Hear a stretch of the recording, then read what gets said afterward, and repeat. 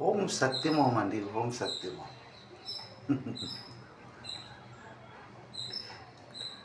కమాలమైన స్వరములో మాటలు కదండి.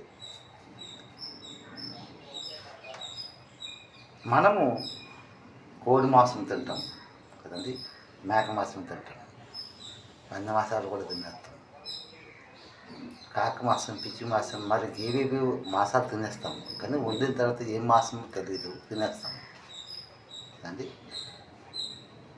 మనలో మనము ఆలోచించవలసిన విషయం అంటే ఆ మాట ఏంటంటే, కోడి పొద్దున్న కుక్కరుకో అని అవాజ్ చేస్తుంది అండి,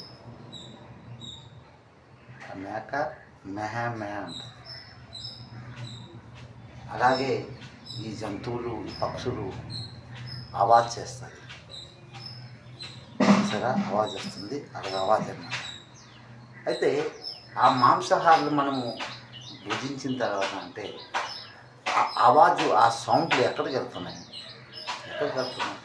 చాలామంది అటు మేకను వాళ్ళు కోసారు, నాకు మేక మాంసం ఇచ్చారు, మేము తిన్నాము, డబ్బులు ఇచ్చి కొనుక్కున్నాం, మేము తిన్నాము, పాపం వాడిదే అంటారు. పాపం నాది కాదు, వాడిదే, నేను తిన్నాను, నాకు పాపం లేదు అంటారు. కాదు కాదు కాదు, అక్కడ కోసినది పాపమే, నీది పాపమే, ఏంటి అంతా పాపమే దాంట్లో ఉంది. ఆ కోడు అవాజు, ఆ మేక అవాజు ఎక్కడికి వెళ్తుందండి?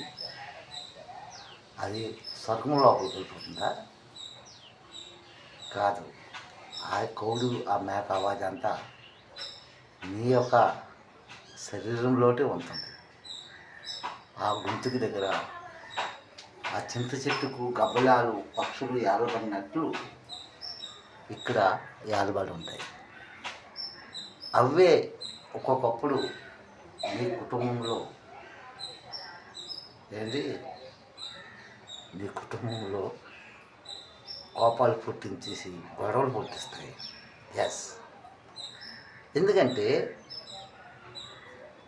ఆ కోడిని, ఆ మేకని, ఆ మాంసాహారాలను నువ్వు భుజించున్నావు కదా, అవి నీ మీద పగ తీసుకుంటాయి, కక్ష. ఎస్, గొడవలు వచ్చిన తర్వాత అప్పుడు నీ బుద్ధి బ్లాస్ట్ అయిపోయి మర్చిపోరాకుండా ఏదో ఒకటి గొడవల్లో కొట్టుకోవడము, తన్నుకోవడము, నాతో రాడులతో, కర్రలతో కొట్టుకోవడము జరుగుతుంది కదండి.